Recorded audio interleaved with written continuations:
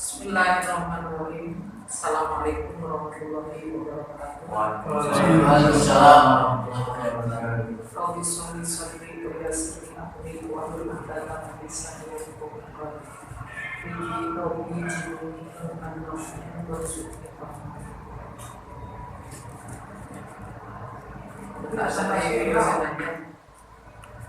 rekan-rekan saya banggakan. Alhamdulillah kita sudah memasuki yaitu chapter yang sekian apalagi ya, mudah-mudahan dan senantiasa selalu kita itu Allah Subhanahu wa taala dan kita sampai mau tapi kan ngomong seberapa? Tetiasa. 52 ya. Iya. Berapa ya? Allah. Tetiasa. Video Keren. Iya, iklan. Jadi videonya biar iklan itu gitu. ayo terbuka dia. Kalau joget pabrik dari dia. Udah.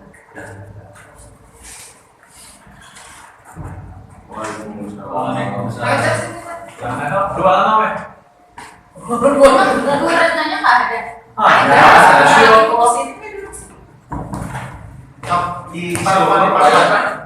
Kita sempat dulu.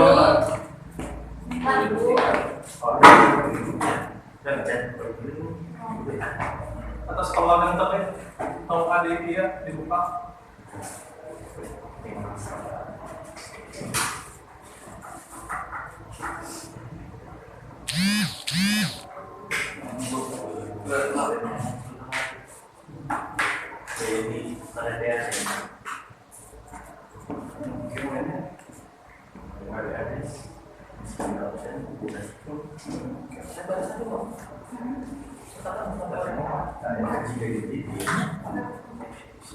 Ini kan web ya. Makanya yang tadi nyanyi doi. Banyak ya bukan di mana sendiri ya.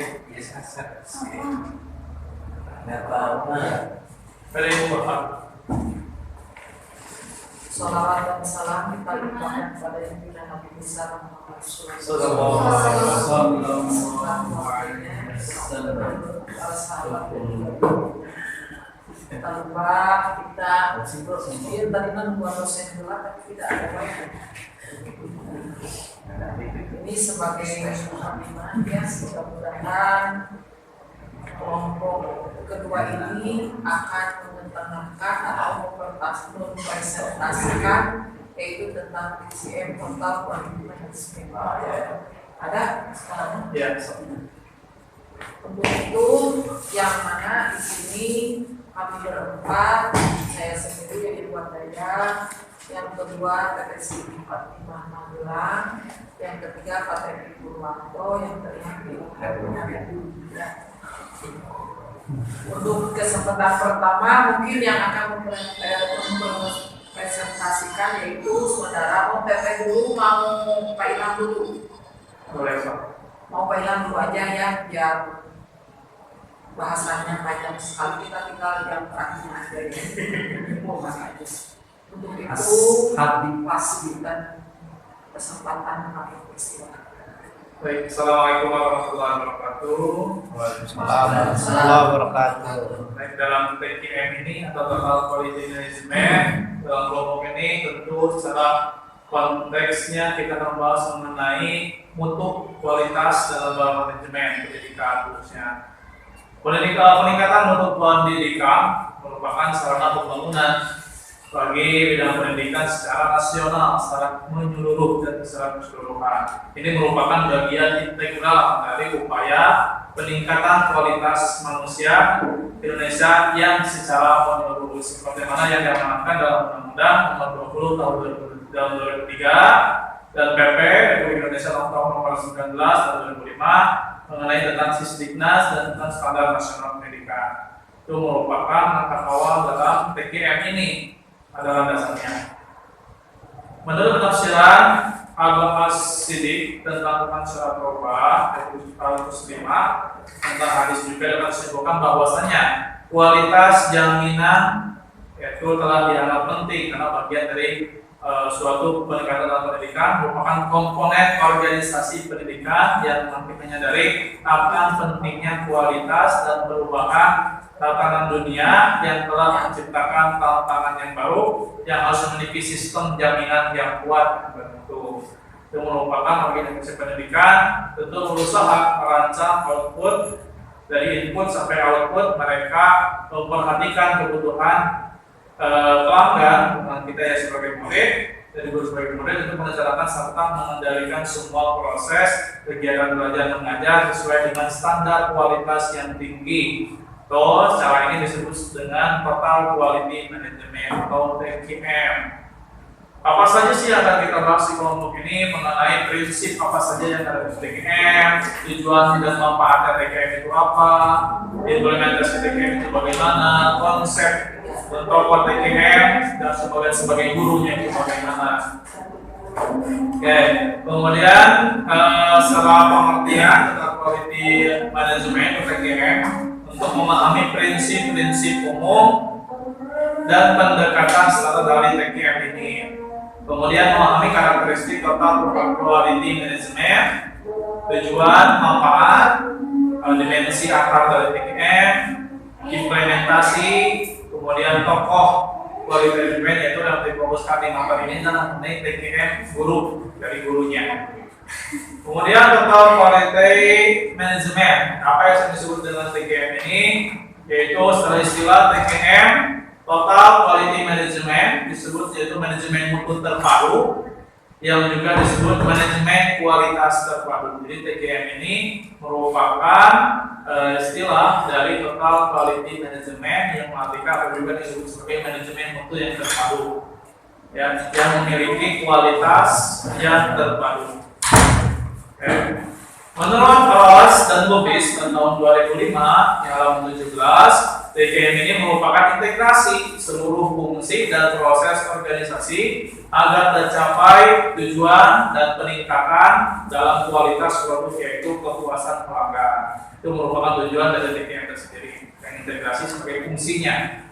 Kemudian dalam Santosa dalam Triplo tahun 2003 TQM didefinisikan sebagai strategi usaha yang berorientasi kepada kepuasan dari pelanggan atau dari para murid atau dalam lingkungan lembaga pendidikan dengan melibatkan seluruh anggota organisasi khususnya organisasi pendidikan itu sendiri.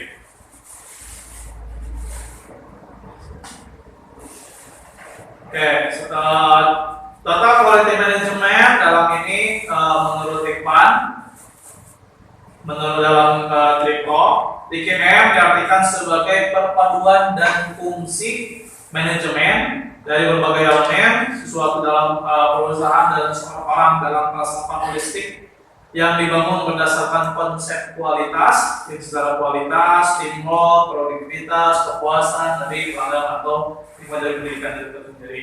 Menurut Triplo, TQM ini dapat diartikan sebagai suatu pendekatan dalam menjalankan usaha yang mencoba untuk memaksimalkan daya saing dalam organisasi, yaitu melalui dengan perbaikan-perbaikan yang secara terus-menerus ataupun bertahap, baik atas setiap produk, jasa atau kurikulum, berjasa dan pelayanan manusianya itu sendiri, proses, kemudian lingkungan itu merupakan bagian dari TQM. Jadi dapat disimpulkan bahwasanya TQM merupakan pendekatan manajemen yang sistematik yang berorientasi pada organisasi, pelanggan, dan pasar melalui kontribusi antara pencarian fakta praktis dan penyelesaian masalah, tujuannya untuk menciptakan peningkatan secara signifikan dalam kualitas produk, produktivitas dan kinerja khusus dalam lingkup dalam pendidikan. Ya, itu mungkin bagian dari saya sendiri. Selanjutnya akan dibawakan oleh rekan kelompok kami. Terima kasih pada rekan saya, kami sudah menyampaikan pemaparan pendahuluan. Terima kasih pada moderator, kemudian yang sudah kesempatan juga yang terhormat dan saya hormati Ibu dosen. Pada kesempatan ini alhamdulillah sudah bergabung bersama kita untuk bersama-sama membagikan ilmunya kepada kita semua. Dengan saya untuk melanjutkan terkait dengan presentasi dan pembahasan yang sudah disampaikan oleh rekan saya Pak Ilham sebelumnya. Di sini berbicara terkait dengan total quality management atau TQM. TQM itu memiliki tujuan perbaikan kualitas yang secara terus-menerus disesuaikan dengan perubahan yang menyangkut pada kebutuhan, keinginan, dan selera konsumen. Hal ini sejalan seperti yang diungkapkan oleh Tunggal yaitu pada tahun 1993, kemudian Ciptono dan Anastasia tahun 2003, Ibrahim tahun 2000. Kemudian implikasi dari hal tersebut bahwa TQM harus mempunyai visi, misi, dan kemampuan untuk mengembangkan pasar yang sudah ada maupun dapat mengantisipasi kebutuhan produk ataupun jasa yang akan datang. Untuk memudahkan TQM dibedakan dalam dua aspek, yaitu TQM itu dan apa, yang kedua bagaimana mencapainya. Total quality approach hanya dapat dicapai dengan memperhatikan karakteristik berikut ini. Yang pertama adalah fokus pada pelanggan, baik pelanggan internal maupun pelanggan eksternal. Kemudian memiliki obsesi yang tinggi terhadap kualitas dan menggunakan pendekatan ilmiah dalam pengambilan keputusan dan pemecahan masalah dan lain-lain. Jadi dalam total quality management atau dalam TQM ini lebih berfokus kepada bagaimana kepuasan pelanggan, secara bagaimana kemudian si lembaga itu lebih memperhatikan bagaimana kualitas sehingga kemudian pelanggan ini menjadi terpuaskan. Dan dalam pengambilan keputusannya tentu disertai dengan pendekatan yang ilmiah, atau dalam hal ini tentunya pendekatan yang disertai dengan berbasis pada data yang sebelumnya gitu ya, yang memang dijadikan sebagai basis evaluasi dan juga bagaimana dalam penetapan kebijakannya. Kemudian prinsip umum dan pendekatan TQM. Ruang lingkup TQM itu mengandung beberapa prinsip umum, yaitu menurut Bowo tahun 2011. Pertama, quality leadership atau kepemimpinan yang berkualitas tinggi. Kemudian stakeholder fokus, yaitu fokus kepada kepentingan semua pemegang saham, seluruh karyawan perusahaan, termasuk konsumen serta masyarakat pada umumnya. Kemudian integrate business strategi, yaitu falsafah dan perencanaan kualitas yang diintegrasikan pada strategi bisnis. Kemudian ada teamwork, yaitu memelihara kerjasama yang baik di dalam tim. Kemudian enforcement, yaitu kemampuan memberikan kepercayaan dan wewenang. Kemudian proses manajemen proses dengan kualitas tinggi. Kemudian ada aset manajemen, bagaimana memanage aset yang efisien. Kemudian ada continuous improvement, perbaikan kualitas terus-menerus. Kemudian ada learning organization, yaitu menanamkan pada atau organisasi. Kemudian ada measurement, yaitu pengukuran semua langkah-langkah atau tahap proses untuk mengetahui perlunya perbaikan. Kemudian ada added value, yaitu menciptakan nilai tambah produk jasa yang bermanfaat bagi konsumen dan menguntungkan bagi produsen. Kemudian selanjutnya itu masih di prinsip-prinsip umum dan pendekatan terkait dengan TQM. Nah, sekarang sedangkan pendekatan TQM itu dilakukan berdasarkan makna dasar, yaitu yang pertama, suatu manajemen yang mempunyai komitmen dan terlibat penuh untuk memberi dukungan organisasi dari atas ke bawah. Jadi melakukan dukungan secara menyeluruh. Kemudian suatu fokus terus menerus ke konsumen internal dan eksternal. Jadi berorientasi kepada konsumen. Atau dalam lembaga pendidikan berarti yang menjadi konsumen itu adalah orang tua dan juga peserta didik ya. Itu bagaimana kemudian lembaga pendidikan berorientasi pada kepuasan mereka Kemudian melibatkan dan memberdayakan seluruh SDM organisasi secara efektif. Perbaikan kontinu terus-menerus dari seluruh proses bisnis dan proses produksi. Melibatkan para pemasok, supplier sebagai mitra kerja, menentukan sistem pengukuran untuk semua proses.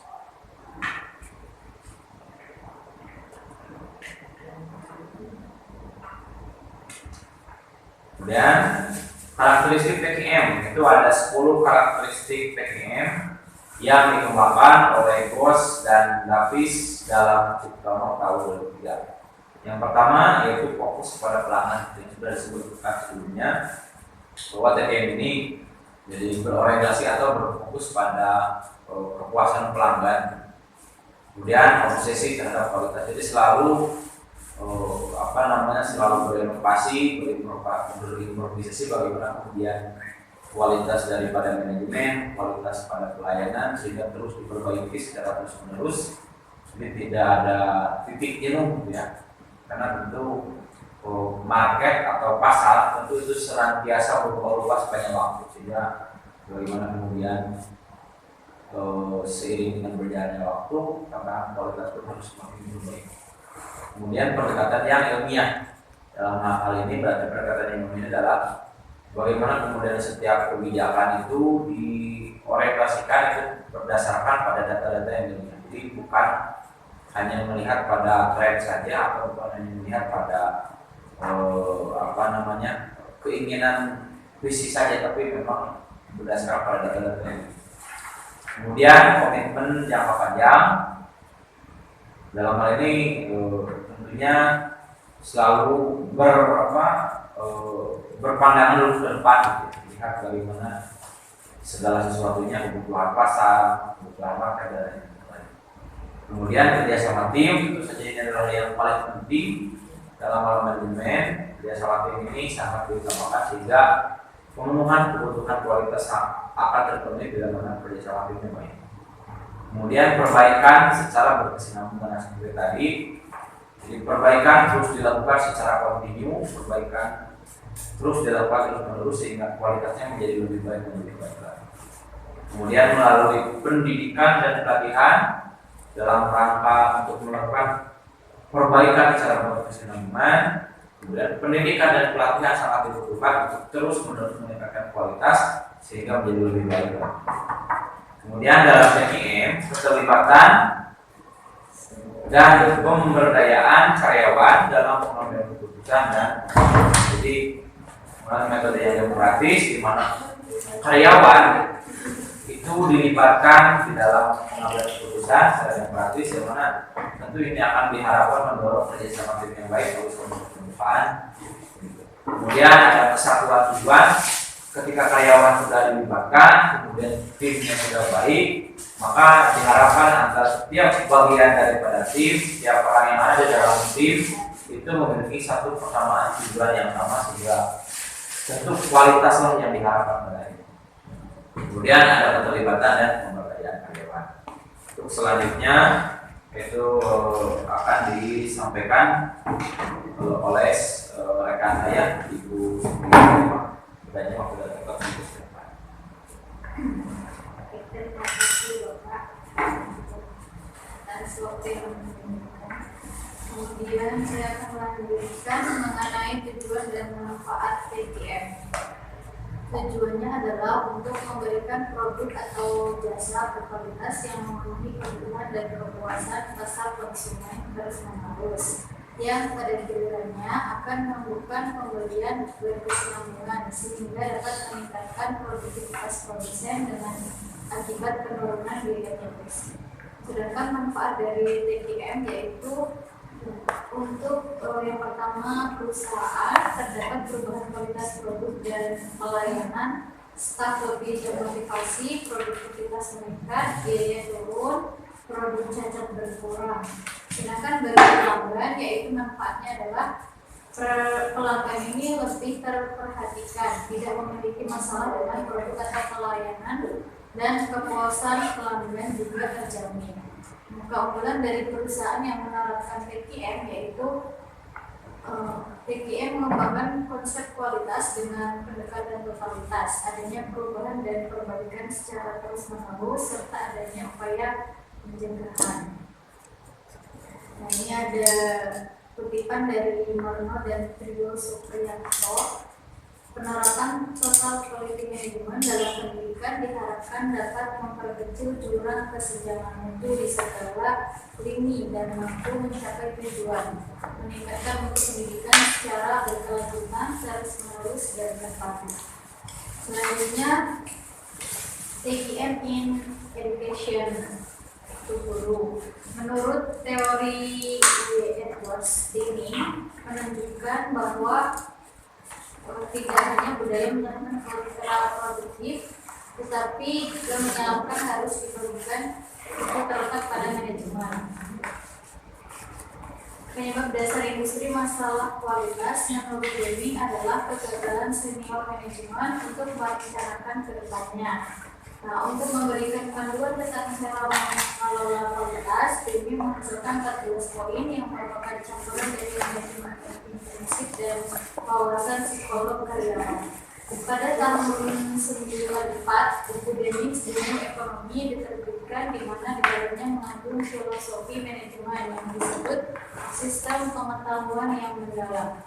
Nah, terdiri dari 4 bagian, yaitu apresiasi terhadap suatu sistem, pengetahuan tentang variasi, teori pengetahuan, dan psikologi. Teori TKM in Education menurut Philip Crosby pada tahun 2009, Crosby menerbitkan bukunya yang paling terkenal, Kualitas Adalah Gratis. Crosby menerbitkan Qualifications pada tahun 84 serta serangkaian lainnya buku manajemen.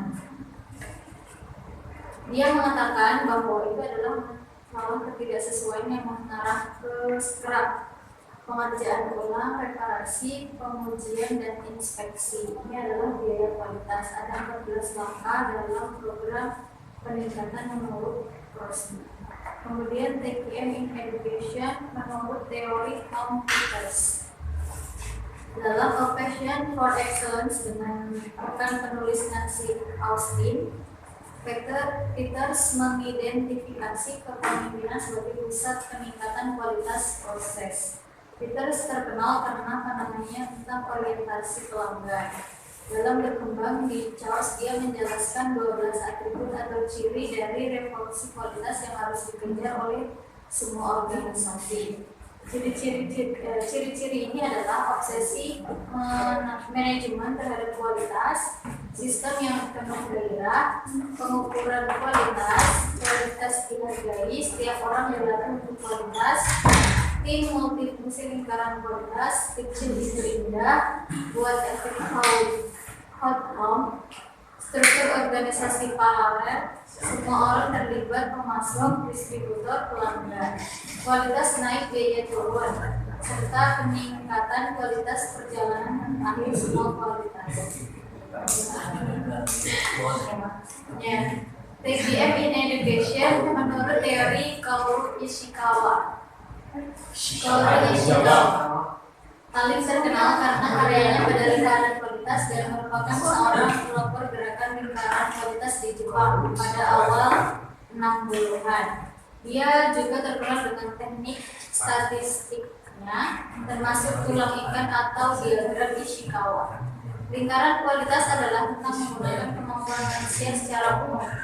Tujuan ini lebih luas daripada yang konsisten dengan definisi sempit kualitas seperti yang sering digunakan di barat. Namun banyak kalangan yang masuk lingkaran kualitas yang kandas karena berbagai hal, sehingga muncul banyak komentator seperti Philip Crosby dan Joseph Juran. Joseph Juran percaya bahwa budaya industri berbeda, sehingga untuk peningkatan kualitas, lingkaran kualitas dijadikan oleh kerja tim. Sekian yang bisa saya sampaikan, saya kembalikan kepada moderator. Saya ucapkan terima kasih kepada Pak Siti yang benar-benar menjelaskan tentang PCM dan peningkatan tujuan, presentasi DCM dalam pembuatan Islam setelah konsep para tokoh DCM untuk komunikasi. Jadi apa yang telah dipaparkan dari awal sampai akhir, apa sih yang sebenarnya yang total kualitas manajemen tersebut. Maka sebelum kita disimpulkan atau diakhiri, mungkin dari rekan-rekan sekalian ada pertanyaan atau ada yang menanyakan, kan persilakan. Seasonnya nggak tahu 2 atau 3, 1 atau 3 terserah. Untuk itu kami persilakan pada rekan-rekan sekalian untuk menentukan pertanyaan. Kan itu mana ya? Hei, nanti maju gitu. Ya, Pak Fikri. Mana ada Bu Haji di situ? Jadi Ada siapa? ya siapa ya? Bolehnya gitu. Makanya aku bertanya. Ya. Pak Fikri tadi udah angkat tangan. Udah angkat tangan di TCM. Ya. Terkait dengan TCM ini ya, kan di industrinya juga diterapkan di pendidikan.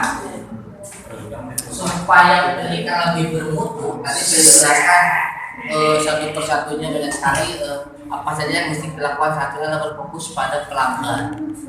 Nah, realitas sekarang di dunia pendidikan, terutama yang sekolah negeri, itu kan ada sistem zonasi.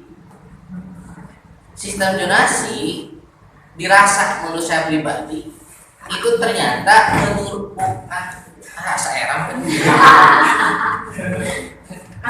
saya itu Pak. Jadi pohon ini. Ya masih, saya rasa. Oh iya. Lanjut. Nah, lanjut ya Bu. Jadi saya rasa ternyata kebijakan zonasi itu justru menurunkan kualitas sekolah.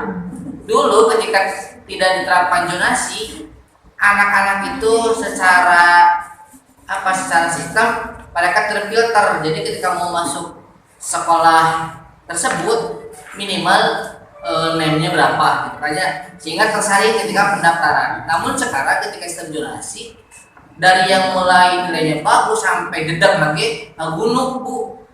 Jadi dari satu sekolah karena zonasinya ruang lingkupnya itu saja, kemudian dari SMP masuk ke SMA itu saja, sehingga kualitasnya tuh agak menurun kalau saya lihat. Kemudian persaingan di antara mereka pun tidak ada motivasi untuk bersaing dengan temannya, karena sudah tahu dari SMP-nya temannya tadi gitu kan. Kenakalannya pun juga sama, kenakalan yang sudah mengangkat dari SMP kemudian gabung lagi di SMA sangat otomatis ya. Itu kan bagaimana menerapkan TKM ini dengan realita di kita dengan sistem zonasi, apakah bisa nyambung atau tidak gitu. Sedangkan tujuan pemerintah untuk menghilangkan dalam tanda kutip sekolah unggulan ya, sekolah unggulan dan non unggulan, tapi di sisi lain ada hal yang dirugikan juga ternyata di sekolah itu. Justru ketika sekolah asalnya punya prestasi, ketika dengan zonasi jadi menurun gitu. Jadi bagaimana menerapkan TKM ini di dunia pendidikan, terutama dengan realita yang ada dengan sistem zonasi tadi. Terima kasih. Mungkin ada pertanyaan lagi? Ya, saya. Ayo, dia Pak. Kasih. Silakan Pak Hidin. Ayo main buah meeting ayo.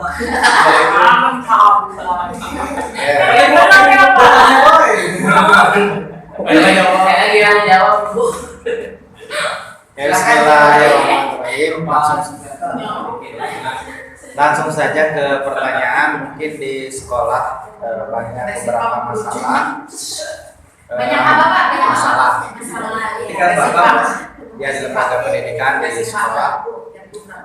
Di antaranya adalah misalkan banyak siswa dan orang tua mengeluh tentang kurangnya komunikasi yang efektif terkait dengan perkembangan akademik siswa, nilai ujian ataupun laporan terkait perkembangan peserta didik. Nah, hal ini membuat orang tua merasa kurang terlibat dalam proses pendidikan anaknya. Nah, pertanyaannya, bagaimana lembaga pendidikan tersebut dapat menerapkan prinsip customer focus atau fokus customer yang tadi ya yang disebutkan. dari TKM untuk meningkatkan komunikasi yang transparan dan efektif antara guru, siswa, dan orang tua sehingga meningkatkan kepuasan dan keterlibatan mereka dalam proses pendidikan. Itu pertanyaannya. Terima kasih. Tidak perlu diulang. Pak, satu lagi. Oh iya, siap. Ini nomor 1 ya. Kira-kira begitu kan Pak Refli. Tapi nomor 1 ya. Tadi langsung kesimpulan. Karena Pak satu mah nggak jawab. Soal selingkuhan di Pak Fikri. Selingkuh. Kekayaan. Saya bahas Ya, baik, tadi sudah dipaparkan kaitan dengan PKM yang mana adalah ini tadi sudah dipaparkan oleh pemateri, fokusnya pada pelanggan. Jadi pelanggan ini merasa puas gitu kan, walaupun bukan alat pemuas. Kalau kita melihat bahwa pendidikan itu atau sekolah itu terdiri atau madrasah itu terdiri dari beberapa komponen ya. Tidak, terdiri dari beberapa komponen. Maka yang menjadi pertanyaannya, bagaimana menghubungkan ataupun menerapkan ya total TKM ini untuk meningkatkan mutu lulusan dengan berbagai komponen-komponen yang ada di sekolah sehingga menghasilkan mutu lulusan yang berkualitas tadi ya. Jadi pelanggan itu atau orang tua itu, peserta didik itu adalah menjadi peserta didik yang berkualitas. Nah, bagaimana mengimplementasikan TKM ini ya, dengan berbagai komponen yang ada di lembaga, di satuan lembaga pendidikan. Demikian, terima kasih. Assalamualaikum. Saya ikut pertanyaan dulu cukupnya. Udah stereo mah kesimpulan. Ini menjawab yang pertanyaan pertama dari Pak Fikri ya. Kenapa? Iya. Nah itu baru diwain. Kan ngerti jawab kalau ini kan nak sulit tadi.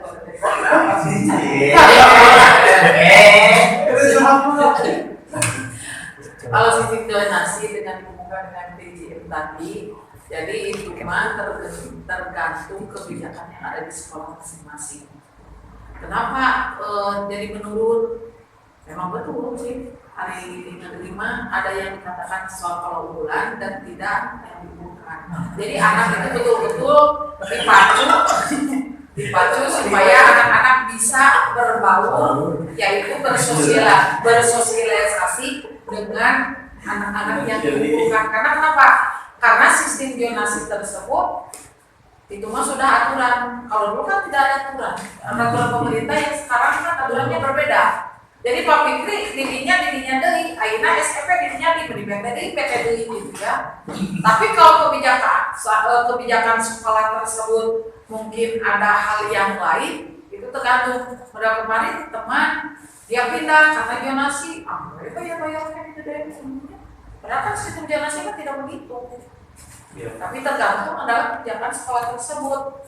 Kita komunikasi itu deh, jadi boring gitu berarti kita. Nah, bagaimana menerapkan sistemnya? Yaitu tergantung sekolah yang akan kita tuju sesuai dengan zonasi yang akan kita lalui. Namun sekolahnya misalnya ada ciri khas tertentu, mungkin kualitasnya lebih bagus, tapi kualitasnya lamun teu nambah-nambah wae karena ada ciri khas tertentu lah. Karena kenapa? Pada sekarang kan di negeri atau pemerintah udah nambahan WD di sekolah Pak Fikri ya jurusannya lain. Tuturan kan swasta kecewa. Tapi dengan gara-gara sistem zonasi ya bersaing lah dalam segi persaingan kita itu ya. Ayo kita bersaing lah. Si pengen riwayat belum. Bagaimana Pak Fikri? Ada tanggapan Pak Fikri?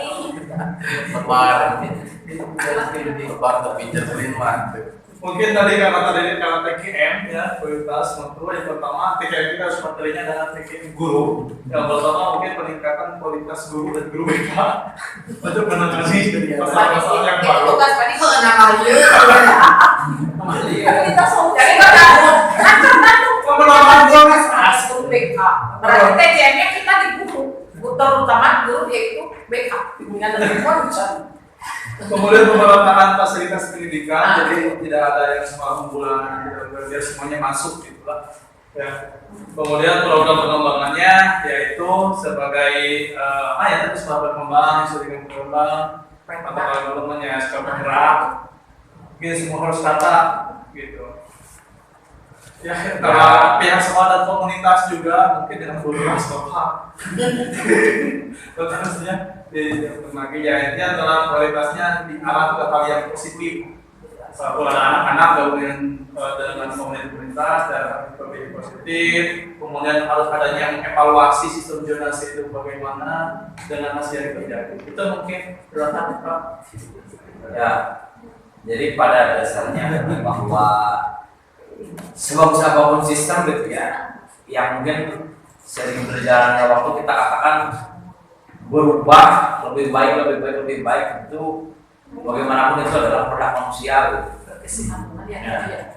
Yang pada akhirnya ketika sistem itu baru lagi pada dasarnya ya karena memang kenapa terus diperbarui karena memang pertama dia terikat dengan waktu, artinya hari ini digunakan besok belum tentu karena semua kondisinya berubah.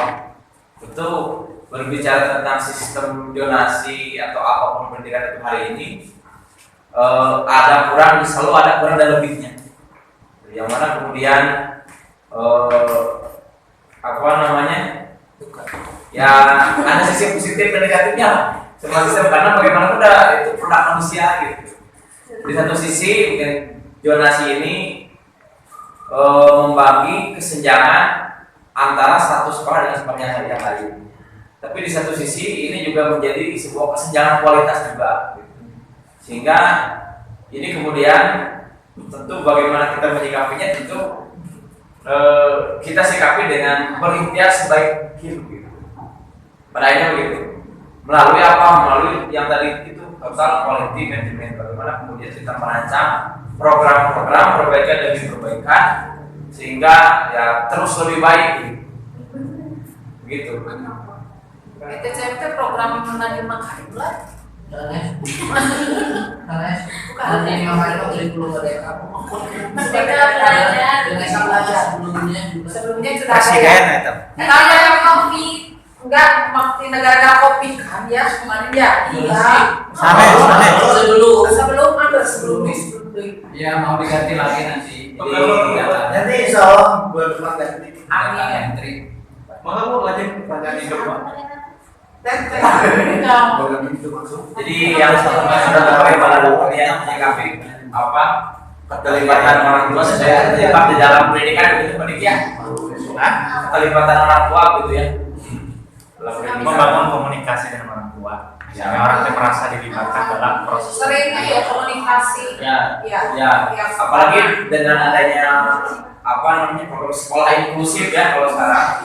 Nah itu kan salah satunya kalau kita melihat di poin akreditasi ya kemarin itu harus ada sekolah inklusif. Jadi ada nilai tambah ya. Ya, salah satunya sekolah inklusif itu adalah bagaimana di dalam satu poin program penilaian sekolahnya itu kan bagaimana ya sekolah melibatkan orang tua dalam kegiatan-kegiatan sekolah. Itu salah satu menjadi poin apa yang memang menjadi salah satu tuntutan dari pemerintah terhadap kepala sekolah. Tapi tentu seperti dikatakan itu adalah sebuah sistem yang memang dirancang dengan serial. Pada akhirnya tentu hal itu kembali kepada bagaimana kemudian kita melakukan pengelolaan manajemen itu dengan sebaik-baiknya. Jadi programnya sudah dirancang, kebijakannya sudah dirancang, tetapi tentu pengelolaannya seperti tadi dikatakan bagaimana manajemen, bagaimana kemudian guru itu untuk terus lebih baik melalui pelatihan sehingga manajemen itu menjadi semakin baik. Kemudian apa yang memang cita-cita yang sudah dicita-citakan dengan seideal mungkin itu bisa terlaksana.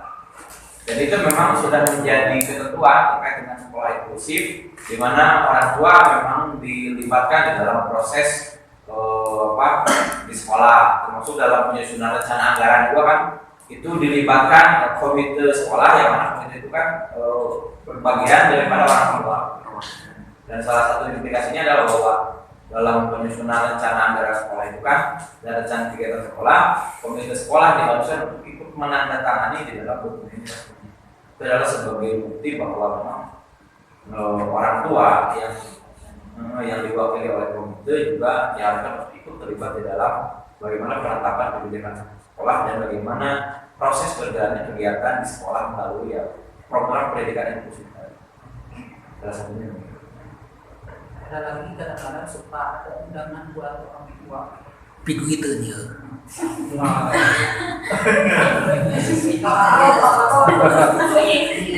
Bikin grup WA orang tua dan lucu-lucu nama udah kali itu. Oh iya. Nah kalau tidak dilibatkan kita tidak ada komunikasi, jadi miskomunikasi antara orang tua yaitu dengan pihak sekolah. Kalau non kan kita ikut satu. Kalau BK ya kita sukanya puisi. Jadi ada koordinasi antara pihak sekolah dengan orang tua. Anak di sana kadang-kadang tidak sekolah, lama tidak berkabar, ya wajib kita aja ke sana ya, ngelekan diri ya, walaupun jauh belusukan. Kalau kampanye kan kita melakukan kampanye gitu. Anak jago boleh. Alasan tak pernah, belum pernah kan susah lagi, sinyalnya tidak ada. Seperti bekalan Katanya kemana? Yang ngajing jagong we nate suuk kudu Ayah, boleh. saya yang mampu. Dan cukup sekian. Ada pertanyaan yang ketiga? Lanjut, mau ada yang terjawab nggak? Kalau masih Ya, cukup. bukan aja ya. Nah sedikit tambahan Sudah, kalau Ya. terkait tadi gimana Ustaz itu, tapi kalau dilihat realitanya di bidang pendidikan, kalau tadi pendidikan itu kan harus melibatkan orang tua, ya kan? Tapi pada kenyataannya sekolah kapan sih kita mengundang orang tua para mau jabatan di rumah? Setahun lah. Udah, kan? Kapan kita mengundang orang tua? Paling awal tahun di pelajaran. Sampai dia pada naik langsung. Ya, berarti kan bisa dihitung jadi. Itu pun berkaitan dengan biaya biasanya. Pembagian rapot pun itu kadang sekolah jarang melibatkan orang tua. Diambil sama ya ada beberapa, tapi kebanyakan hanya langsung dari orang tua. Nah, ini komunikasi ini yang seperti tadi Pak Diki permasalahkan itu. Ada kesenjangan ketika pembagian rapot, kemudian tidak ada komunikasi dengan orang tua gitu kan. Akhirnya orang tua nggak paham sebetulnya anak saya itu gimana sih di sekolahnya gitu. Nah, ini yang terjadi di dunia pendidikan realitanya. Kalau teorinya seperti itu dibatkan orang tua dalam berbagai kebijakan, tapi pada kenyataannya sekolah enggak ada sejarah juga lah. Di sekolah swasta, sekolah negeri yang saya sudah alami dua-duanya, setahun 3 kali paling mengundang orang tua gitu ya. Tapi kan kita mau guru BK sering. Kalau ada masalah. Ya, itu kan secara personal guru BK. Ya kalau pun ada siswa yang mengeluh masalah dan ke sekolah. Nah, secara lembaga agak jarang memang betul ini masalah-masalah yang memang sebetulnya sudah klasik gitu ya. Komunikasi dengan orang tua ketika akreditasi ada yang hasil rapat dan sebagainya ada kan dia ya. Kemudian komite sebagai kepanjangan tangan orang tua, nggak juga. Komite itu dibentuk oleh sekolah yang biasanya menguatkan kebijakan di sekolah, biasanya bukan ya, biasanya bukan dari orang tua gitu. Jadi bagaimana mau menciptakan kualitas yang bagus di lembaga itu, sedangkan di antara kita saja masih ada dusta gitu. Jangan sampai ada dua antara kita. Nah, untuk mencapai itu kayaknya memang lumayan agak berubah sistem gerak, agak ngejelimet kayak generasi. Kemudian komunikasi dengan orang tua agak susah juga gitu ya. Sehingga sistem yang dibentuk harus gimana, apakah harus kita lepas dari kurikulum yang dibentuk pemerintah, punya kurikulum sendiri. Seperti contoh lah, beberapa sekolah swasta yang berani nggak pakai kurikulum pemerintah, dia punya kurikulum sendiri, kebiasaan sendiri, sehingga berhasil tuh ternyata. Dibanding dengan yang disodorkan oleh pemerintah, kita ngikut pemerintah, ya gitu kan ya, gue anggar berada di zona nyaman. Pendidikan siapa? Guru terus. Guru disuruh PPG lah, disuruh penggerak lah. Kalaupun dia jadi guru penggerak, saya sudah ngalamin jadi guru penggerak. Gelombang kedua, bukan sombong ya kata-kata. Ya, itu satu problemnya ya. Guru gelombang kedua, ketika masuk sistem agak susah menerapkan apa yang kita dapat gitu. Karena sistem sudah terbentuk Pak. Gitu. Jadi agak lumayan capek jadi Pak juga ngejelimet gitu, untuk membuat kualitas pendidikan sesuai dengan tadi M tadi gitu. Biar masih ada kesenjangan, ada belenggu yang cukup. Jadi teori mah gampang ya, tapi prakteknya Nah, itu Bu. Ya memang Bisa menambahkan.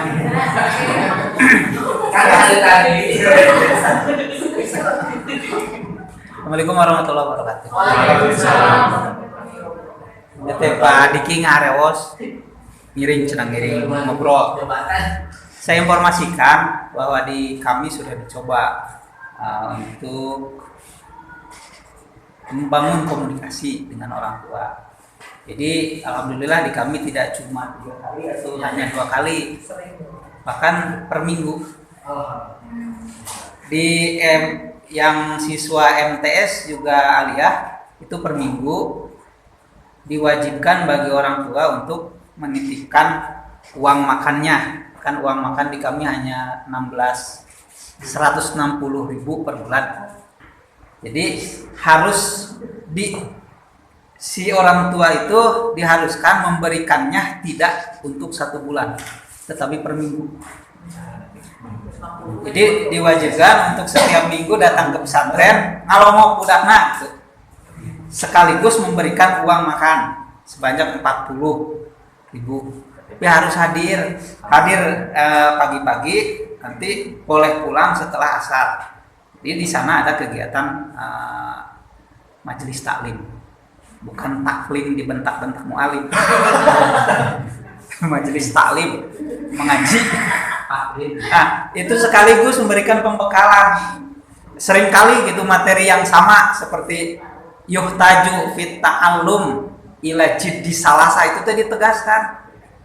Tanpa kekuatan kerjasama kesungguhan dari 3 pihak itu ya bullshit lah. Pendidikan harapan anak-anak tercinta itu bisa dicapai. Nah, makanya dengan cara itu dan hanya dengan ilmu kan bisa mencapai itu. Nah, makanya di kami disiasati setiap orang tua itu yang caket lah hari nu tebih maning anda sesah ngeren transfer deh.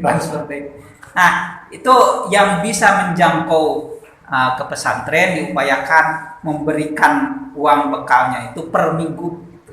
Ya, sekaligus memberikan bekal kepada orang tua di kegiatan itu. Selain itu di kami alhamdulillah sudah ada kemandirian masalah kurikulum.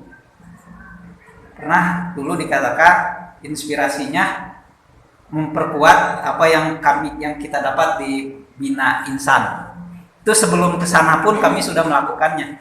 Jadi tiap guru itu diharuskan memiliki produk, yaitu buku rangkuman, modul atau apa.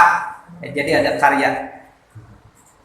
Dengan itu si guru betul-betul bisa menguasai materi ajar. Terus lepas tangan lah gitu. Buku nage menang mana anak-anak gitu. Yang menjadi pegangan anak-anak itu produk guru tiap mata pelajaran.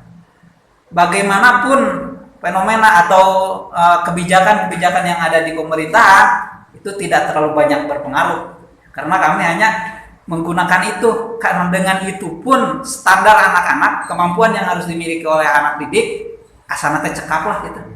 Urusan kurikulum itu bisa direpehkeun ku operator lah itu karena itu mah. Seperti jam pelajaran, terus untuk memenuhi kebutuhan administrasi guru yang dapatkan TPG dan lain sebagainya itu bisa disiasati. Yang jelas kami ingin menyelamatkan kenyamanan guru lah. Dan nyaman tuh buku urang geus katalar pokona nyantai we gitu ngajar teh. Jadi dengan anak-anak itu kami ada kemiripan dengan apa yang dijalankan di Bina Insan. Jadi yang ditargetkan di kami itu program pesantrennya. Di buku malah modul natus ayat baru dak oge terus bisa maca.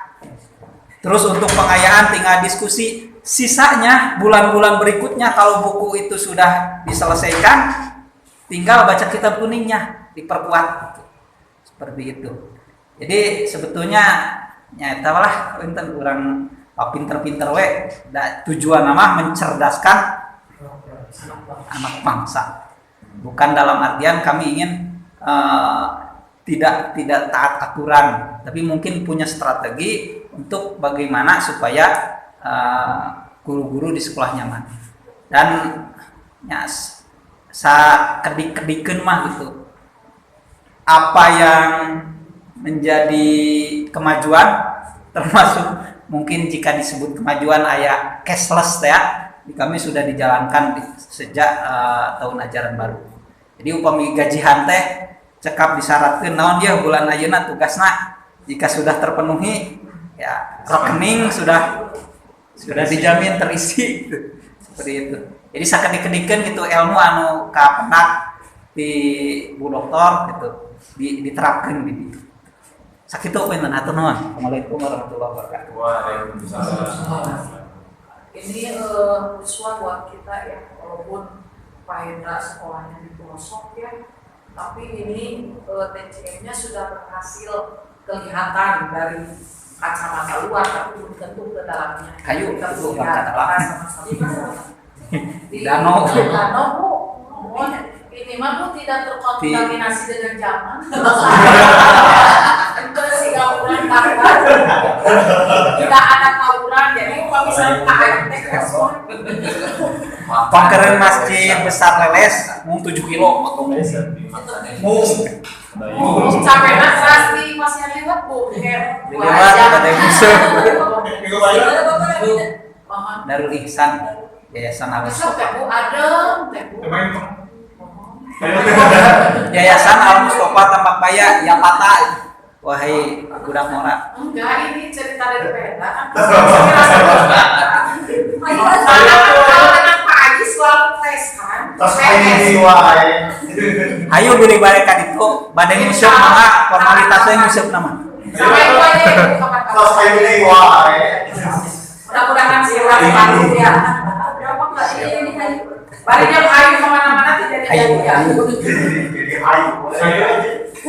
Ayo insyaallah kita kapan ya insyaallah. Mungkin Nah sebetulnya mah harus diagendakan atau itu 20 orang, tapi Ya. 20 kali orang tekat tiap orang. jadi Kapan dikieu kudula biasa yang mah diparet salah itu terus salah terus. Ini Pak Tino sama ini. Daun pamentos bubaran mas sah. Iya. Nanti motor kan dari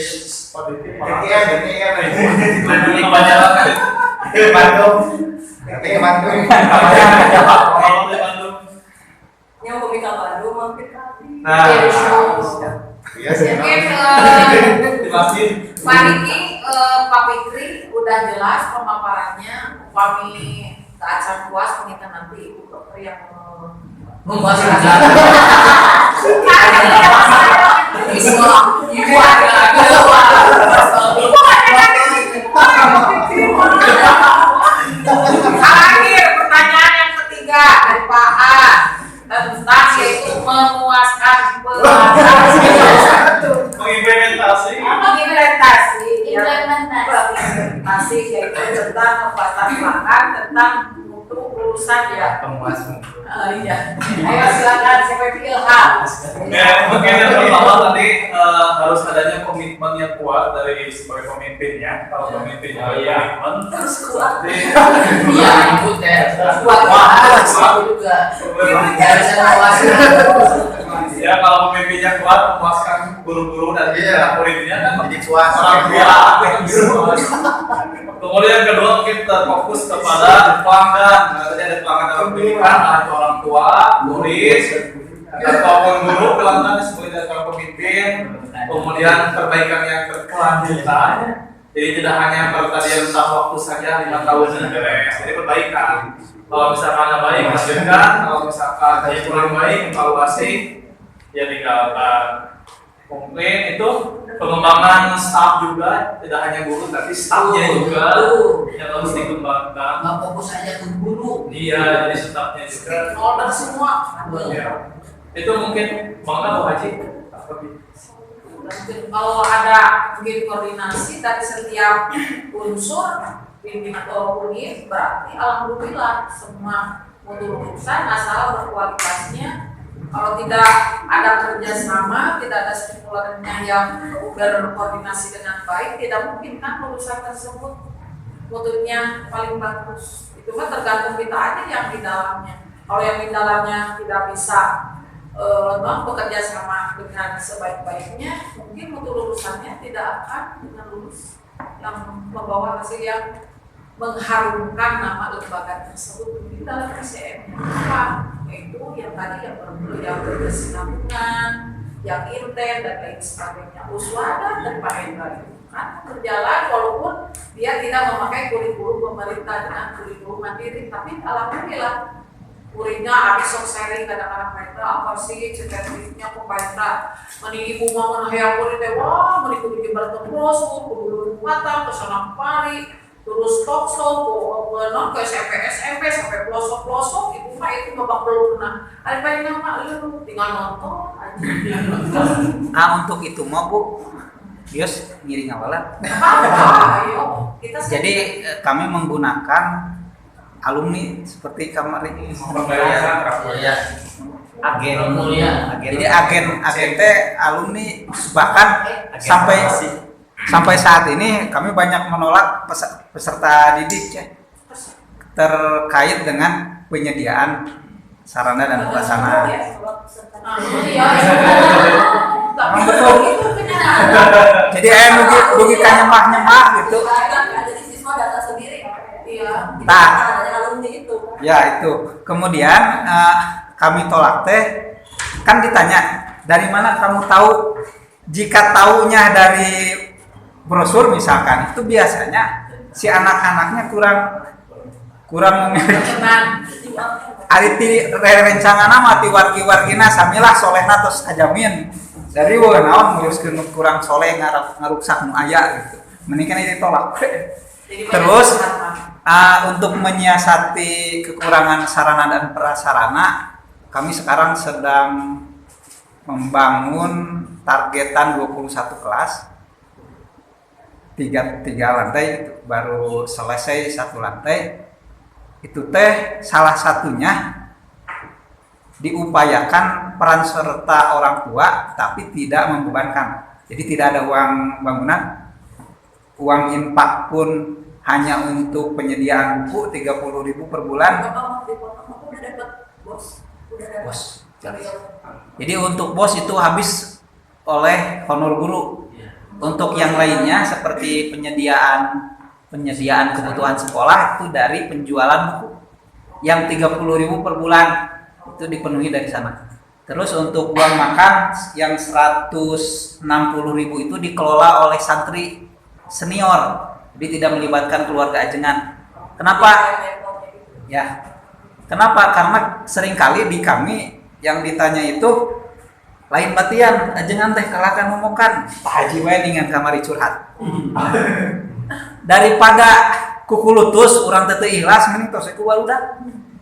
Ku senior-seniorna ketika setiap hari harus makan itu dilibatkan dalam kelompok naon pokoknya perlu bagian gawe bagian misikan bagian apapun itu harus memiliki tugas dari setiap kelompok itu dan yang mengurusinya para senior di pihak pesantren mah teu terang naon nya alhamdulillah anu tahun kamari mah batian nya lumayan lah kenging mobil 60 ribuan mah ya, 60 juta itu kenging EPP ya tadi kan waranjeuna deui pokoknya balanya ka pasar itu. Jadi aya batian gitu tinu 160 sasasi teh. Dengan yang sama enggak memegang keuangan. Jadi tos ku barudak. Terus di pesantren tidak memegang uang cash, selalu masuk rekening. Jadi ketika kebutuhan baru jadi cashless we. Tuh. Gratis. Berarti Jadi hanya biaya yang dikenakan cuma 160 untuk makan mereka. Yang 30 teh. Yang 30 mah untuk penyediaan buku bulanan. Buku benar selengkap Pak 30. Lengkap. Hmm? 190 sebulan. Nah, di awal paling untuk pembelian kasur juga lomari nu ngahiji sareng dinding kan. Oh, jangan Upami uih oge teh tiasa dicanak we. Loker. Jadi loker pakaian itu 600.000 lah gitu. Di awal. Nah, jadi seragam teh aya kaos, terus baju pokok, loker, sareng eta kasur dari 600. SMA sami. MI mah orang lembur eta mah santri kalong palaya badot atau. Nah, untuk tadi jadi yang target 21 lokal itu baru 7 lokal itu dilelang. Jadi di rapat itu sekaligus penguatan yang 3 hal tadi. Nah, ditawiskeun bilih aya nu bade ngiring Pak. Barade yeuh. Itu boleh dengan nominal berapa sesuai dengan keinginan, targetan berapa lama itu dipersilahkan. Alhamdulillah di MI kemarin targetan yang lokal yang tahap pertama itu akan dipakai full untuk semester kedua. Jadi kelas 4, 5, 6 ibu-ibunya dengan ikhlas siap memberikan infak 300.000 dalam jangka waktu 1 bulan ke depan. Nah, jadi dari sana kami punya modal untuk menyelesaikan di tahap pembangunan di tahap pertama. Ada di atas 1.000 Sakedida paling 850. Menengah. Itu paling sekedar berbagi. Tapi kita telah di kampung saya ya. menarik itu kalau kita harus ke Siap. Siap. ayo Ayo. pelajaran bukan ini mungkin nggak ada lagi ya, kita simpulkan dulu, nanti paparan yang selanjutnya oleh ibu dosen disimpulkan, dan dari penjelasan sebelumnya dapat disimpulkan bahwa total quality management merupakan suatu pilar manajemen yang berorientasi pada perbaikan secara berkesinambungan dan terus-menerus dengan melibatkan seluruh stakeholder. Tujuannya bukan hanya berorientasi terhadap output atau hasil, tapi juga memberikan proses yang dilakukan. Akademi, Joseph Jura, P.P. Crosby, Kompeten, dan lain sebagainya, pengalaman materi mereka semua berkonsentrasi pada masalah kualitas dalam pengaturan industri. Meskipun semua mengklaim bahwa ide-ide mereka sama-sama berlaku untuk pelayanan industri, tak satupun dari mereka kecuali setelah memberikan banyak pertimbangan untuk masalah kualitas dalam pendidikan. Sekian presentasi dari Prof. Yang namanya manusia bisa membuat kewalisian, banyak kekurangan daripada kelebihannya. Kelebihannya mudah-mudahan ketika dari Allah, kekurangannya yaitu kelemahan daripada manusia. Artinya yaitu sekian. Wabillahi taufiq wal hidayah. Wassalamualaikum warahmatullahi wabarakatuh.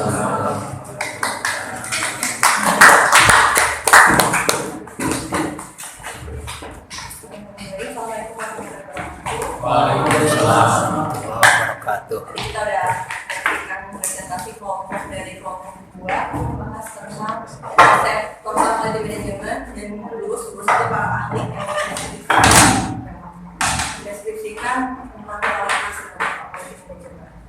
Itu tadi yang dibahas oleh kelompok 2 itu kualitas berdasarkan beberapa ahli. Yang pertama tadi ada kualitas berdasarkan teori dari siapa? Edward Dewey. Dari siapa lagi? Dari Jura. Ada tiga tokoh ahli yang mendeskripsikan tentang kualitas, dan mereka bertiga itu mendeskripsikan kualitas berbeda-beda. Ada Crosby yang menjelaskan bahwa kualitas itu fitness for us. Maksudnya apa fitness for us? Bahwa kualitas itu berarti cocok digunakan. cocok digunakan untuk beberapa lembaga karena ketika kita mendeskripsikan kualitas itu setiap lembaga itu pasti berbeda. Mendeskripsikannya berbeda, produk itu bisa berbeda.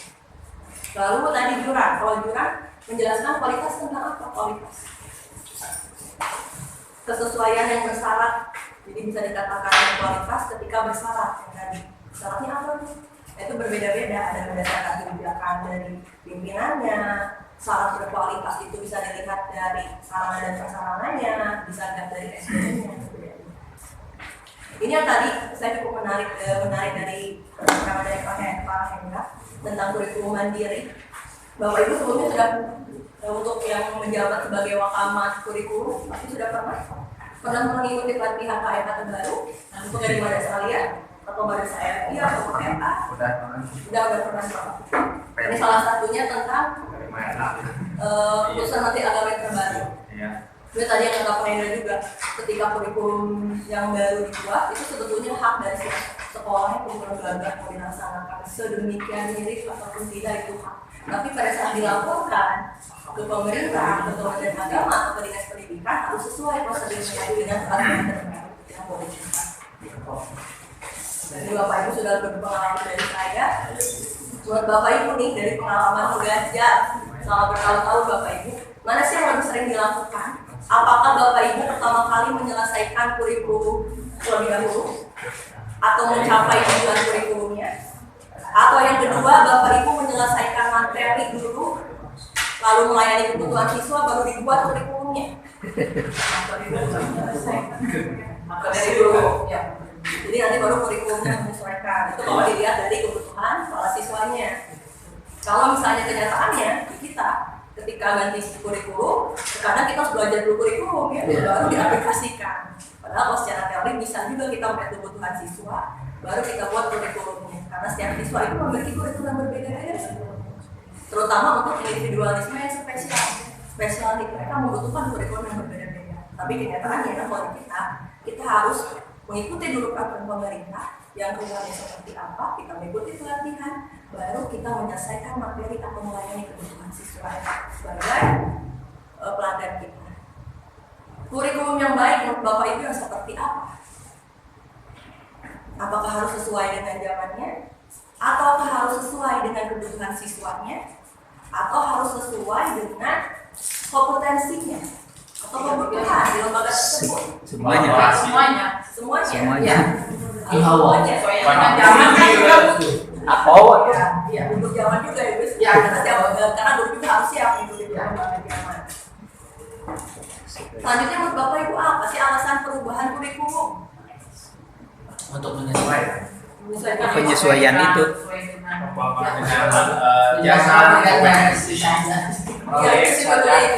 Pergantian Menteri saja di kurikulum cuma ganti nama saja Bu. Nggak ganti ada apa?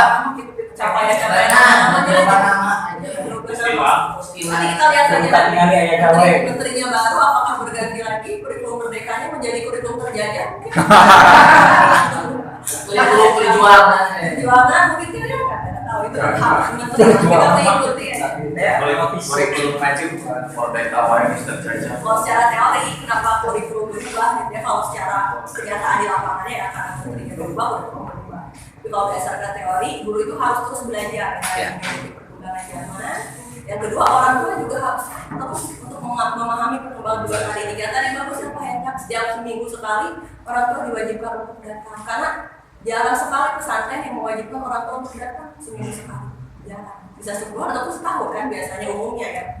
Tapi trik yang dari Pak Hendra itu cukup bagus dan bisa dilakukan juga di beberapa pesantren. Supaya orang tua tahu perkembangan, bukan hanya menitipkan, tapi tahu perkembangan anak itu selama di lembaga seperti apa.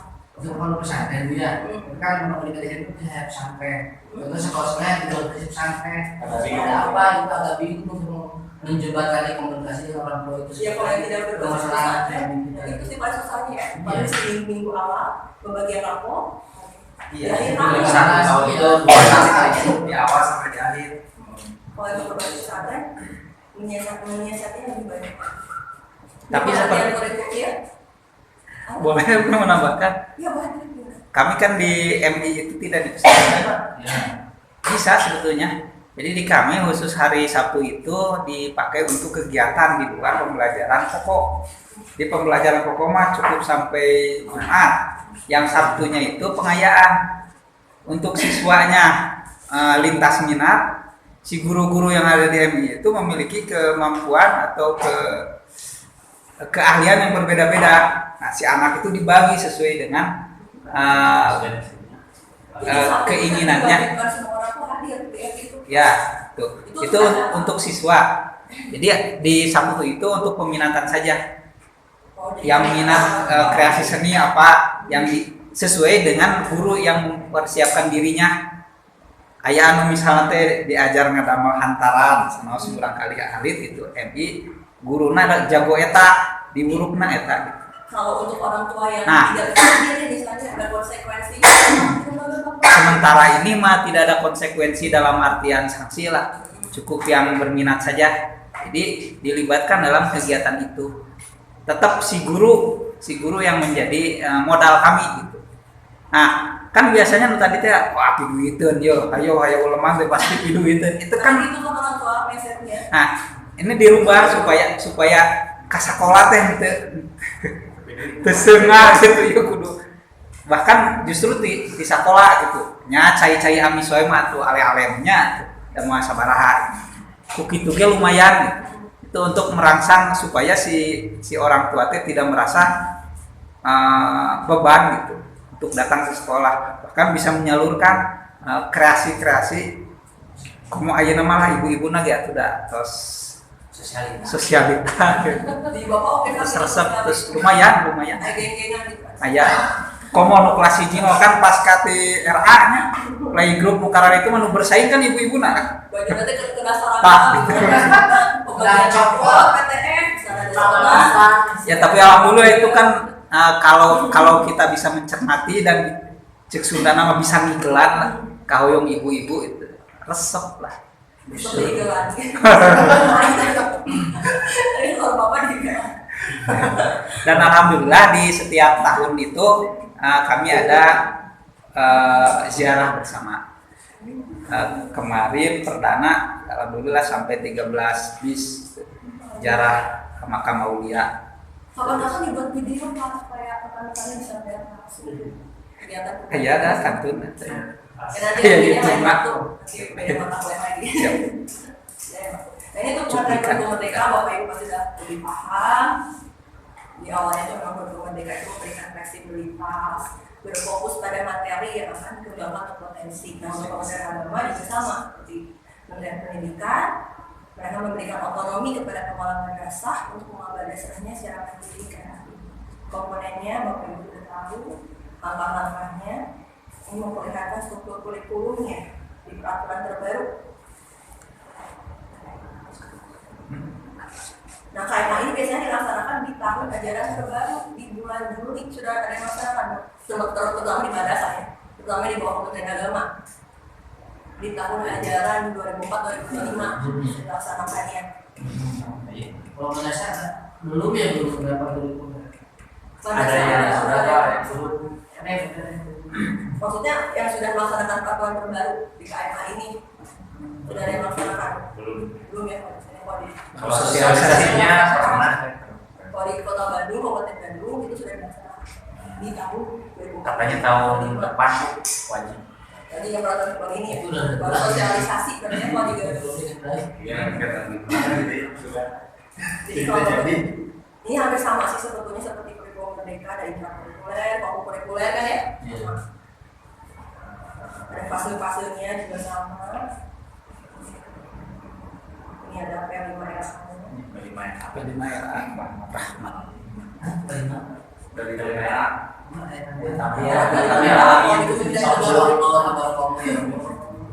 Ada disebut P5RA. P5RA. Proyek apa P5RA? Proyek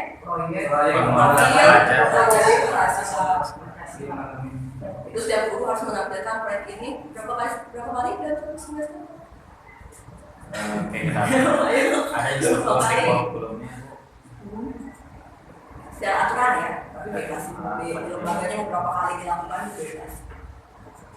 Ini untuk alurnya, biasanya kita bikin dulu tim pelaksana kegiatan P5LA-nya, lalu diidentifikasi tahapan kesiapan madrasahnya sudah sampai mana, baru ditentukan dimensi tema, alokasi waktu, kita susun perencanaan proyeknya mau seperti apa nih, barulah kita rancang strategi pelaporannya.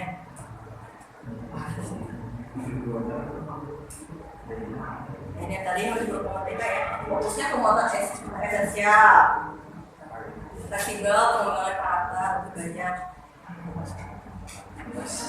Ini untuk struktur kurikulum di Kementerian Agama dibagi menjadi dua komponen utama, ada intrakurikuler dan PR5. Untuk fase fondasi itu berasal di fase LA. Fase A-nya itu yang melaksanakan kurikulum KMA ini, fase A-nya di MI kelas 1 dan 2, fase B, C mengikuti urutannya.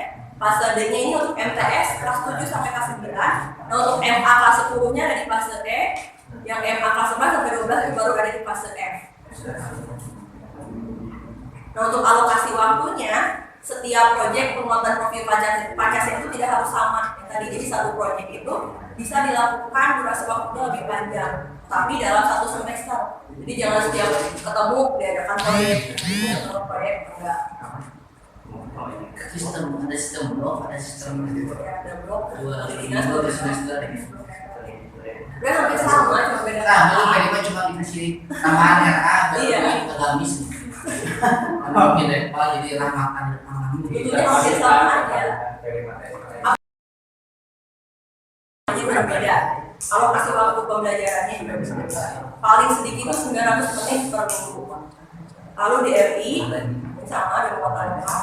Kalau di madrasah itu materi pelajaran yang lebih banyak karena dibandingkan Kementerian Pendidikan. Kalau di Kementerian Pendidikan itu SDIT hampir sama dengan RI. Ya kan, kadang-kadang itu seperti RI kan, di SDIT ada Quran hadis. Di RI juga sebetulnya sudah masuk pelajarannya. Kalau di SD yang bukan IT tidak ada. Seperti Goris ada, biasanya PAI kan, maksudnya ya udah PAI, maksudnya nggak dibagi-bagi gitu kan. Kalau di SDIT itu ada PAI, ada Kudis juga. Ada Kudis, ada Arab, ada Fikih, hampir sama sebetulnya seperti RI. SDIT mereka pilih. Iya sudah. Programnya yang menyerap. menyamar tuh jadi dia mah happy tapi pengen dibina. Iya. Dengan menyamar. Sebetulnya mau sama aja. Sama aja happy. Sama. Hanya Ya sih, penyamaan. Seperti Karena edukasi. terkadang orang-orang di kota-kota besar ya Pak ya, bukan mesti di daerah Pak yang tadi, di kota-kota besar asumsinya itu sekolah itu lebih bermutu di bawah Kementerian Pendidikan, di dinas, di bawah Iya, Kementerian betul. Agama banyak seperti itu kan. Di Bandung mah MI jarang ya. Jarang ya itu. Ada satu MI yang dia punya konsep unggulan yang menyatakan sampai sama dengan SDIT MI yang unggulan. Bisa coba konsentrasi di sana dari Bapak Baru. Dan itu menerima banyak sekali ada spesial karena mereka menyediakan dulu PLB-nya. Orang itu harus membayar lebih. Nah, itu yang menjadi unggulan dari mereka. Yang berbeda dari MI lain. Nah, MI lainnya yang kurang unggul gitu ya. Sedikit sekali siswanya. Kan bisa dikatakan kayak 5, 3. Berbeda sekali dengan sekolah-sekolah di Kementerian Pendidikan. Sudon paling terkenal. kan Kemenag dulu mah Depang itu sering kali diselewengkan Departemen Alam Gaib. Jadi banyak anak yang gaib. Sudon tadi. Tapi sekarang banyak sekali sekolah-sekolah yang di bawah Kementerian Agama bisa bersaing juga ya sekolah-sekolah Kementerian Pendidikan. Guru-gurunya juga sekarang Bahkan di Leles lebih ke MI.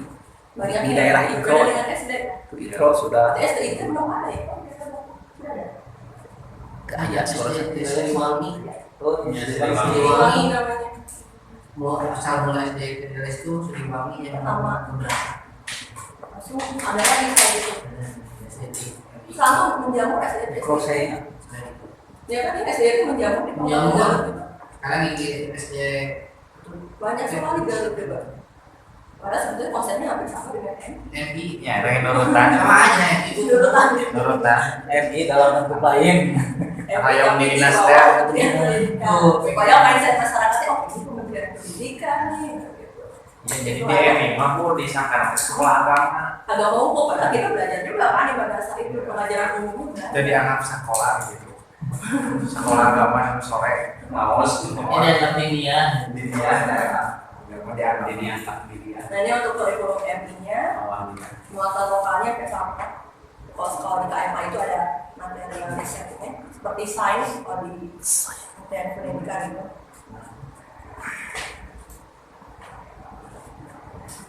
Ini kan struktur kurikulum di MI. Kalau di MI, Al-Quran hadis itu sudah termasuk ke dalam struktur kurikulum. Tapi kalau di STIT itu di luar struktur kurikulum. Di luar ya, di luar materi pelajaran yang pokoknya. Kalau lagi akidah akhlak, fikih, bahasa Arab, kalau di STIT kan. Kalau di MI itu sudah masuk.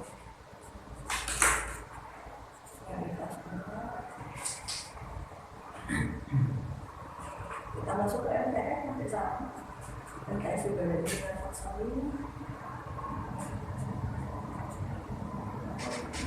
Tadi sih berbeda itu dan P5FA-nya itu. Dan guru harus melaksanakan proyek profil dari Pancasila.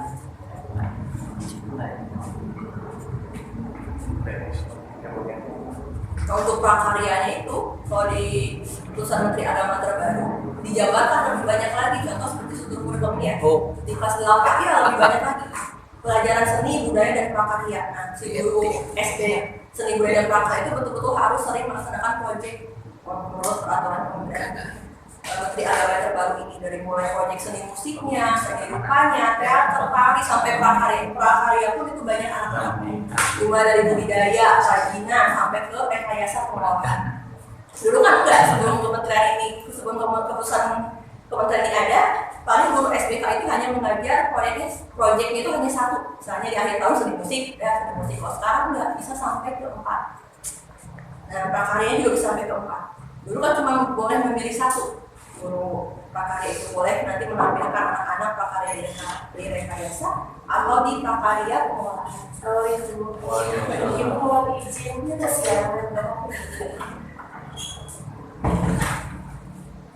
sekarang kita masuk ke MA. Yang membedakan apa nih? Yang terutama guru-guru di bawah Kementerian Agama yang paling membedakan di mata pelajaran MTS dan MA. Membedakannya apa? Kalau di MA ada yang namanya peminatan. Rata-rata banyak sekali kalau di Kementerian Agama di madrasah aliyah, terutama yang notabene belum unggul, kadang-kadang hanya memilih satu peminatan karena kurangi untuk siswa. Kurangi siswa jadi hanya fokus satu peminatan, misalnya IPS saja atau bahasa aja. Yang betul-betul anak itu inilah sesuai gitu sama materi yang mereka pilih. Jadi nggak bisa memilih 3 peminatan karena itu faktor siswa yang sedikit. Nah itu kan bingung nanti di sistemnya juga bingung biayanya. Masalah makanya luar biasa sih biasanya pakai ini walaupun di Kementerian Agama tapi siswanya banyak. Ini untuk madrasah mengembangkan program khusus. Nah di madrasah juga ada madrasah aliyah kejuruan nanti sampai dengan SMK. Nah mulai di KMA ini semua sekolah di madrasah aliyah itu menyelenggarakan pendidikan inklusif. Mulai jadi ada program khusus untuk siswa-siswa yang berkebutuhan khusus.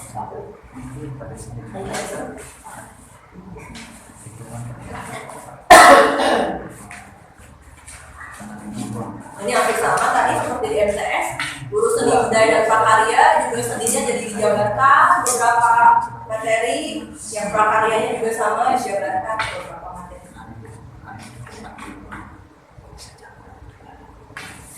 Tapi SMP juga ada kan, tapi SMP ITS sama IT itu kan ada. Mereka sama aja konsepnya kayak di SIT, jadi memasukkan materi pelajaran akidah. Ada Al-Quran hadis, akidah akhlak, fikih, bahasa Arab. Yang jam pembelajarannya jadi lebih panjang lagi, sama sebetulnya seperti itu. Tapi mereka memperkenalkan dirinya sebagai SMAIT. Ini untuk mata pelajaran pilihannya.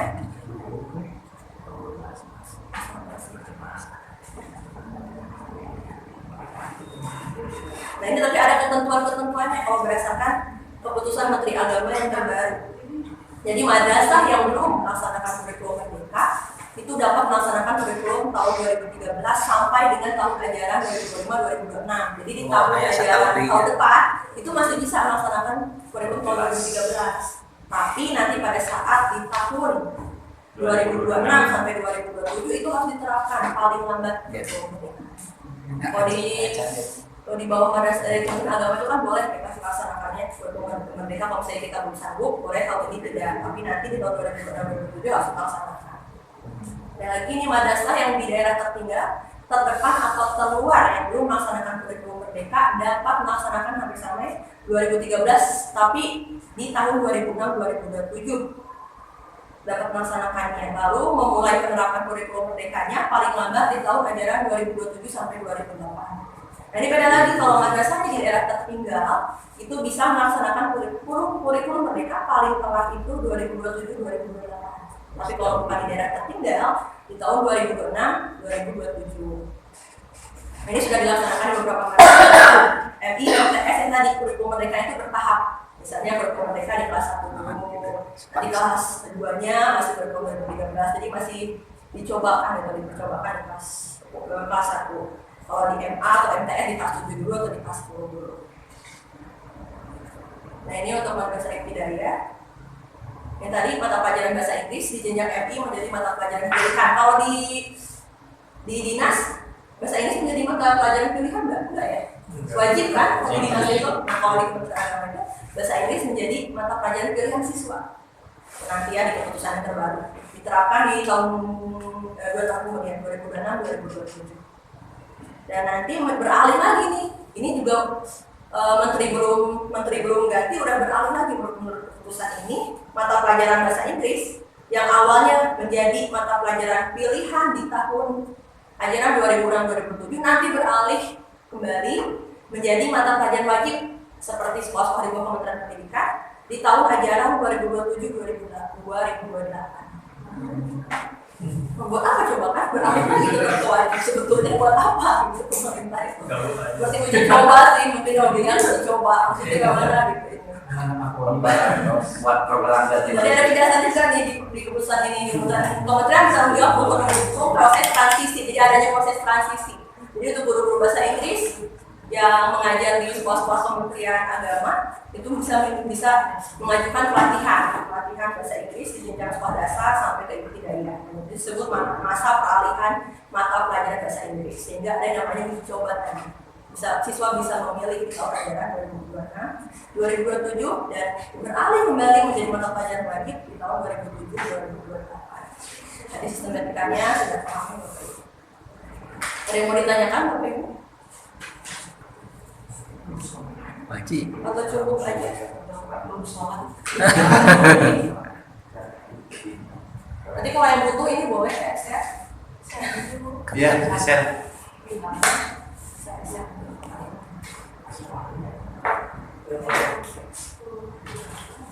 Minggu depan pertemuan ke-5 representasi minggu depan Bapak Ibu betah.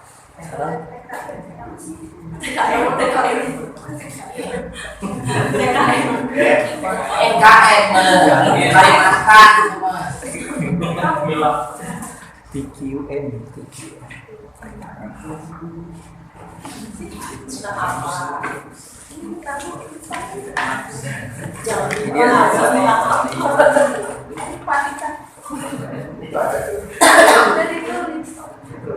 Ini sektor 56. Kaitmap organization.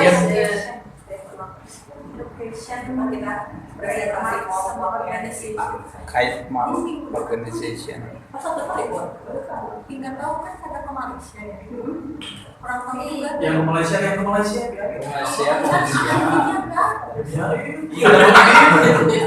Harusnya libur minggu depan. Kalau apa ada Pak Fikri ya Pak ya? Ada Pak Didi juga. Kurang tahu Pak mantan ada ya. Pak Didi ikut. Kami ngiri Udah Bapak Ibu kan yang ditanyakan Haji. Yang ditanyakan lagi Bapak. Buku terkait kurikulum merdeka sudah masih ada kan pusing ya. Ketika depan kemarin di sekolah umum ya.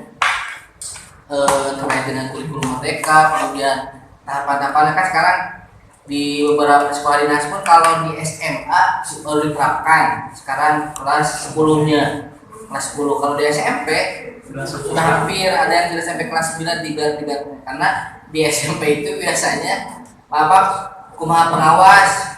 Kalau pengawas harus ikutan kan ada 3 tahap ya. kalau nggak salah ada mandiri, kemudian mandiri berbagi, belajar mandiri sampai berbagi. Jadi 3 tahap itu. Ya tadi katakan Ibu boleh, kalau yang masih belajar itu boleh menerapkan kurikulum 2013 dengan menyisipkan beberapa implementasi kurikulum mereka, syaratnya proyek P5. 1 semester itu 1 kalau yang masih belajar.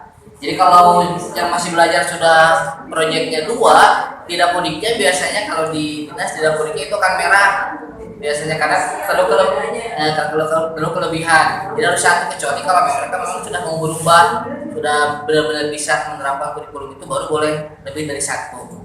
Cuma kalau dilihat kemarin pas pelatihan lumayan agak ngejelimet juga, kan tidak ada penjurusan IPS ya Bu ya. Jadi si anak-anak itu nanti dari kelas 10 kemudian pas naik kelas 11 mereka memilih mata pelajaran, kelompok mata pelajaran campuran juga, ada yang campuran, ada yang memang sudah paket oleh sekolahnya, ada yang itu kan yang membedakan Pak ya. Iya. Yang paketnya itu terkadang SMA sama AP pasti beda. Nah itu yang agak ngejerit gimana nanti si sumber daya gurunya maksudnya gitu ketika jamnya kekurangan dan sebagainya. Kan contoh yang milih MIPA itu contoh jadi sedikit, kebanyakannya milih mata pelajarannya IPS, kebanyakan angkatan ini otomatis kan mereka kekurangan jam gitu kan. Itu yang masih agak bingung gitu. Ketika pembinaan tanya gurunya bisa ngajar di sekolah lain juga tapi yang di bawah dinas. Jadi nanti nyambung sistem dakwahnya. ya kan kalau ngajar di sekolah lain itu kan tidak semudah itu. Karena ditolak juga sih. Jadi juga sudah kenal gitu kan. Jadi itu kan Positif negatifnya kurikulum merdeka. Kalau sudah IHT nambah ilmu nggak buat Bapak Ibu? Gimana Pak? Karena kan tidak semua ya bisa dipahami kan, karena aplikasiannya itu yang kita yang di lapangan gitu. Berbeda kalau teori sama lapangan. Makanya ada bingung tuh ada istilah pembelajaran berdiferensiasi. Ada. Kan dibagi dia kelompok auditory, visual, dan kinestetik kayak belajar mereka. Akhirnya boleh sih jadi dibagi-bagi yang auditory, yang kinestetik di lapangan lah. Kalau sebagian di lapangan, sebagian di kelas, nantinya di mana? Sebagian di lapangan. Turunan kumaha, mana di belakang, mana di kelas gitu kan. Mereka pun tidak pernah memberikan contoh gimana sih pembelajaran yang berdiferensiasi itu. Sama Pak sama. Gurunya dikasih. Kopi gitu. Jadi ketika pembelajaran berdiferensiasi, itu kami saja tidak mencerminkan bahwa apa yang disampaikan berdiferensiasi. Gimana kita keburi? Guru Bapak Dwi, saya mau pulang. Ya, saya masih kangen sama yang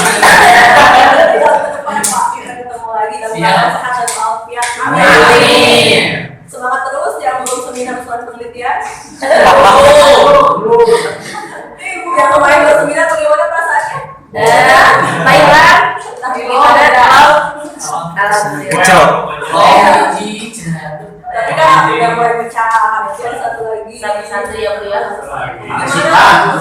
Gimana aja? Tapi yang penting prosesnya aja dulu. Mau ke depan apa? Yang penting prosesnya aja dulu. Nanti kan ketahuan salahnya. Nanti baru lagi.